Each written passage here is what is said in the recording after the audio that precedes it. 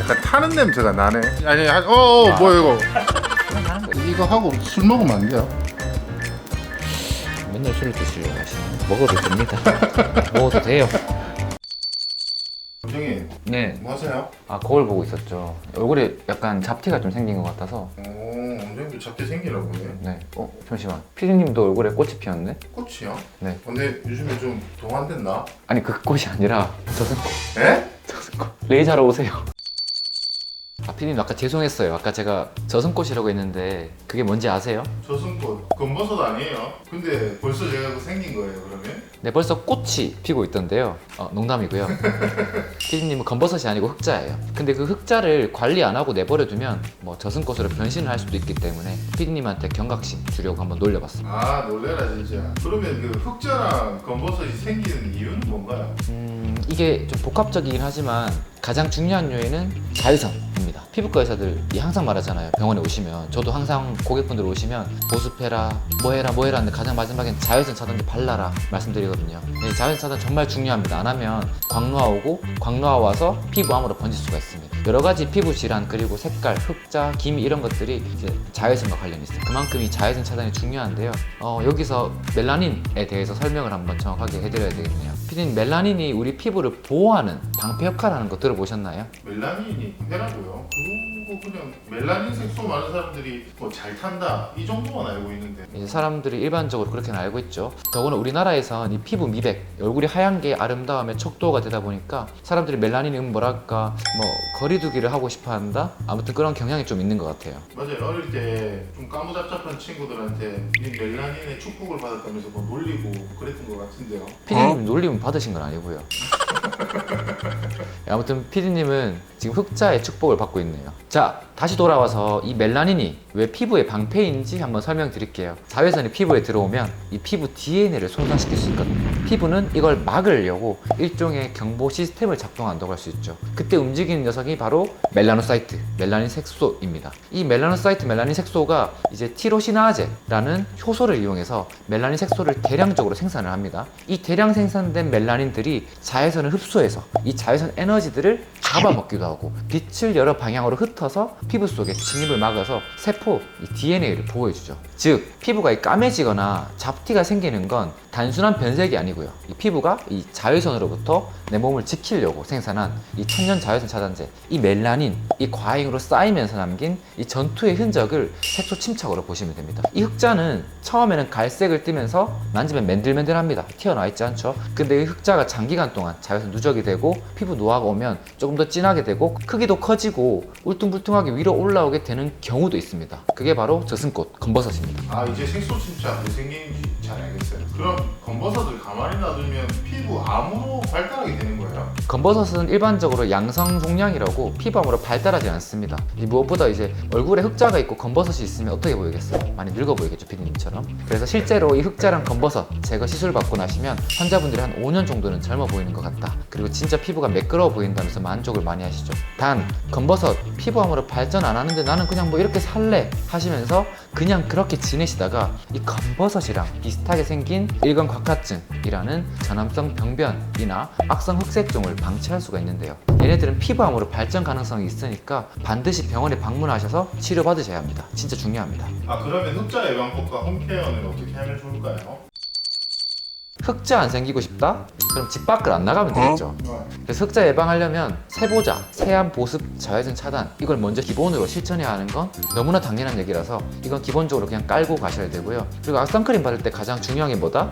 바르기. 그렇죠. SPF 50에 PA4+라고 해도 우리가 일상생활 하다 보면 여러 가지 마찰, 손을 대거나 아니면 땀을 흘리고 이런 여러 가지 원인들로 인해서 자외선 차단 성분이 날아가니까 야외 활동 시에 2~3시간마다 꼭 덧발라 주셔야 됩니다. 덧바르기 안 하면 아까 말씀드린 것처럼 자외선으로부터 우리 몸 보호하려고 멜라닌 대군들이 막 생산되겠죠. 그러니까 피부에서 전쟁 안 나게 하려면 선크림 덧바르기 꼭 실천하셔야 됩니다. 특히 야외 활동 많으신 분들. 근데 보습도 흑자나 피부 잡티와 관련이 있는 거예요? 당연하죠. 쉽게 생각해서 보습을 제대로 안 해주면 피부가 피곤해진다고 보면 됩니다. 우리가 피곤하면 만사가 귀찮고 힘이 빠지고 아플 수도 있잖아요. 피부도 보습을 안 챙기면 컨디션이 안 좋아져서 아프기가 쉽겠죠. 자, 우리 세보자 실천하시면서 요거 하나만 같이 드시면서 발라보세요. 뭐예요 그게? 비밀.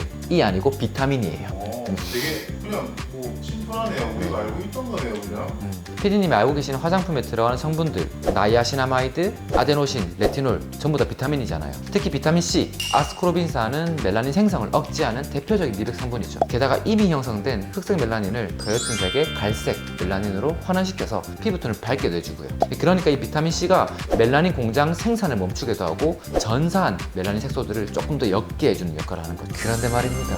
이 비타민 C는 안정성이 낮아서 공기나 빛, 열에 쉽게 산화가 돼서 그리고 화장품으로 바른다고 해서 피부 침투가 100% 되지는 않습니다. 그리고 흑자나 다른 색소 침착들이 피부 표피에만 생긴 게 아니라 진피까지 깊게 생기기도 하기 때문에 바르는 걸로만으로는 한계가 있죠. 그래서 비타민을 챙겨 먹으시면 우리 몸에서 전신으로 흡수해서 전신 반응이 오니까 피부에 전달하는 데 조금 더 훨씬 효과가 있겠죠. 오, 멜라닌부터 비타민까지 설명 들으니까 진짜 이해가 쏙쏙 잘 되는데요. 이 정도만 하면 예방 거의 다 된 것 같은데요. 뭐 세보자부터 비타민만 좀 잘 챙겨주시면 우리 집에서 할 수 있는 홈케어는 거의 다라고 보시면 됩니다. 진짜 뭐 말로는 심플한데 막상 습관 들이려면 쉽지 않으니까 꾸준하게 시도해보세요. 그래도 난 정말 배국 같은 피부로 관리할 거야 하시는 분들은 모자 쓰고 양산까지 들고 다니시면 되고요. 검은 양산은 자외선 한 90% 정도 차단한다고 합니다. 그럼 이렇게 예방했는데도 흑자가 생기면 셀프 케어로 쓸 수 있나요? 그 SNS 보니까 뭐 식초랑 양파 그거 바르면 오야, 이거. 없어진다고 하던데요. 맞아요. 양파 식초 바르면 바로 피부 트러블 폭발하겠죠. 우리 뭐 SNS에다가 식초에다가 뭐 섞어 바르면 얼굴에 뭐 잡티 다 없어진다 이런 얘기들 들어보셨죠? 이런 얘기들은 진짜 근거 없는 이야기니까 따라하시면 절대 안 됩니다. 물론 극소수의 분들은 어떤 효과를 조금 보셨을 수도 있지만 식초가 뭐예요? 산성 성분이죠. 그래서 표피를 탈락시키거든요. 그게 무슨 말이냐면 피부를 녹이는 거죠. 산성 성분으로 피부를 녹이면 어떻게 되겠어요? 상처가 나가지고 색소 침착이 더 생길 수 있어요. 실제로 이거 따라해서 얼굴에 색소 침착이 더 심하게 생겨가지고 병원에 오셔가지고 돈 더 많이 쓰시는 분들 꽤 있습니다. 진짜 무모하게 따라 하시면 안 되고요. 앞으로 그럼 유튜브에 뭐 민간요법 이런 거 보면 원장님한테 좀 물어봐야겠네. 닥터 스킨. 근데 요즘 이런 영상들이 너무 많아가지고 그거 보고 따라해서 병원에 오시는 분들 꽤 있습니다. 그런 거 보면 저도 마음이 좀 많이 아프더라고요. 그럼 연고는 어때요? 연고 발라서 얼굴에 잡티 제거했다, 흑자 없어졌다, 뭐 기미를 지었다, 뭐 이런 분들도 있던데요.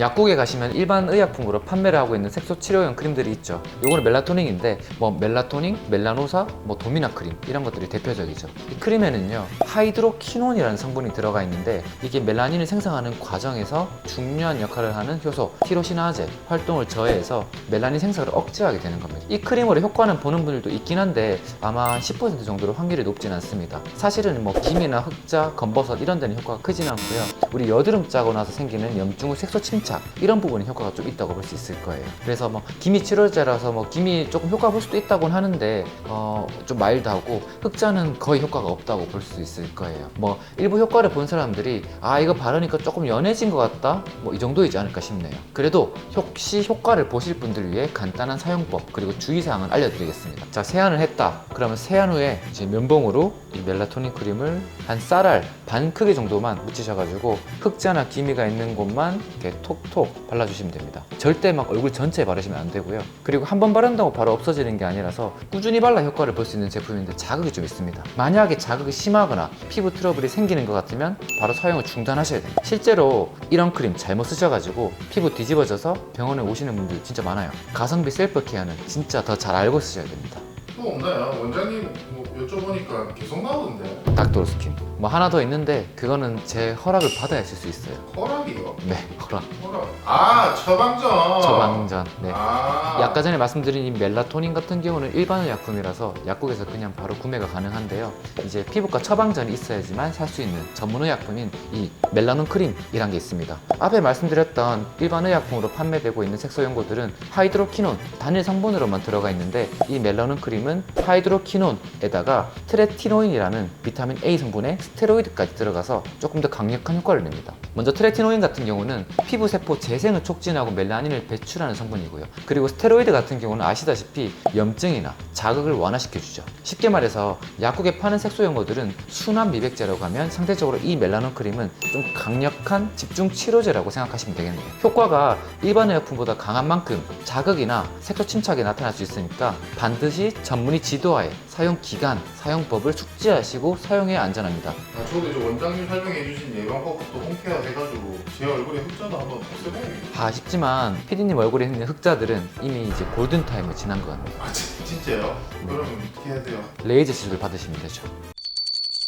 원장님 그런데 점 뺐는데 다시 생겼다, 뭐 흑자 시술 받았는데 조금 지나니까 다시 올라왔다, 이런 말들 있잖아요. 시술을 잘못 받은 거예요? 아니면 원래 안 빠지는 거예요? 먼저 점 같은 경우는요, 우리가 제대로 다 제거를 못 할 수도 있어요. 너무 깊어서. 그리고 점을 제거했을 때 염증 후 색소 침착이 생긴 경우라고 볼 수 있고요. 흑자의 경우에는 한 3가지 정도로 생각해 볼 수 있는데, 첫 번째로 뿌리가 제대로 뽑히지 않아서 다시 증식해서 생긴 경우라고 볼 수 있죠. 두 번째로는 흑자 제거 시에 너무 강한 에너지로 치료하다 보니까 색소 침착이 남아서 다시 올라왔다고 생각할 수도 있고요. 특히 피부톤이 어두운 분들이 침착이 잘 남습니다. 마지막으로 흑자가 아닌데 흑자로 진단이 되는 경우도 간혹 있고, 제대로 된 치료가 되지 않아서 재발하는 경우도 있습니다. 그리고 흑자 병변 아래쪽에 기미가 있는 경우에도 에너지를 과하게 가했을 때 기미 병변이 스르르 올라오는 경우가 있고요. 그 말씀 들어보니까 저도 흑자 빼러가면 설명을 좀 정확하게 듣고 받아야겠어요. 뭘 나중에 해요? 지금 병원인데 지금 바로 해보시죠. 네?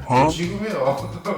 말 나온 김에 우리 PD님이니까 바로 해드릴게요. 금방 끝납니다. 아플 것 같은데? 참을만 해요. 하나도 안 아파요. 갑시다.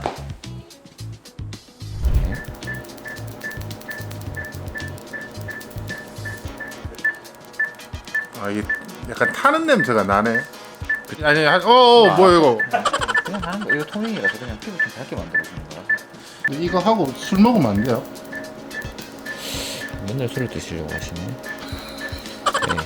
먹어도 됩니다. 먹어도 돼요. 피디님 같은 경우는 피부톤이 좀 어두우셔서 전체적으로 토닝을 좀 해드렸는데, 이제 에너지 좀 약하게 해서 들어갔고요. 색소 이제 기미랑 흑자 병변들이 좀 있으셔가지고 거기에 타겟해서 에너지를 맞추고 이런 여러 가지 것들을 맞춰서 멜라닌 색소를 좀 타겟해서 치료를 좀 해드렸습니다. 끝! 오늘은 좀 왔다 갔다 바쁘네요. 피디님 많이 안 아팠죠? 참을만 했는데 일부러 마취크림 안 바른 거야. 약간 주먹에 힘 좀 들어갈 뻔 했는데. 사실 흑자 같은 경우는 마취크림 바르고 한 게 더 좋긴 한데 일부러 안 바르고 하시는 분도 있기 때문에 네, 피디님 잘 하셨습니다. 네. 자, 아무튼 결론은 피디님 시술 잘 받으셨으니까 이제 뭘 잘 하셔야 되겠죠? 관리. 그렇지. 맞습니다. 시술만큼 시술 후 관리도 매우 중요하죠. 자, 간단하게 설명드릴 테니까 꼭 지켜주세요. 첫 번째, 햇볕 차단은 필수죠. 자외선 노출되면 색소 재발 또는 악화의 위험이 생깁니다. 둘째, 딱지를 억지로 떼면 안 되겠죠. 조금 가렵더라도 딱지를 절대 떼면 안 됩니다. 흉터나 색소 침착 생깁니다. 마지막으로 보습제랑 재생크림 잘 바르셔서 피부 장벽 회복에 도움을 주십시오. 예, 꼭 명심하겠습니다. 이거 또 받기는 싫으니까. 진짜 명심할 수 있죠.